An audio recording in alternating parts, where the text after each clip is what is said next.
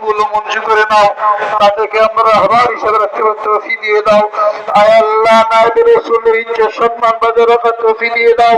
আমাদের দেশকে হেফাজত করো, আমাদের দেশে স্বাধীনতাকে হেফাজত করো, স্বাধীন বাংলার স্বাধীন মুসলমানদেরকে স্বাধীনভাবে ইবাদত বন্দী করার তৌফিক দিয়ে দাও। মাদ্রাসাগুলোকে কবুল করো, মসজিদগুলোকে হেফাজত করো, আল্লাহ আলেমকে হেফাজত করো, সমস্ত মুমিন মুসলমানদের হেফাজত করো। তোমাকে রাজি খুশি করার জন্যই আয় আল্লাহ আজকে ময়দানে আমরা উপস্থিত হয়েছি।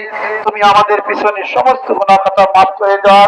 ওয়াদা করেছো, তুমি বলেছো যাও, তোমরা ফিরে যাও, আমি আল্লাহ তোমাদের গুনাহ খাতাকে মাফ করে দিলাম, গুনাহকে নেকিতে পরিবর্তন করে দিল। আয় আল্লাহ, তোমার সাথে কি প্রার্থনা করবো, কি চাবো, ওর কোনো আমাদের ভাষা নাই। বিশেষ করে আমাদের আব্বা আম্মা চিরকালের জন্য চলে গেছে, তাদের হাত ধরে ধরে আমরা ঈদগাহে আসতাম। আজকে তারা চাতক পাঠে খবরের মধ্যে নিঃস্ব হয়ে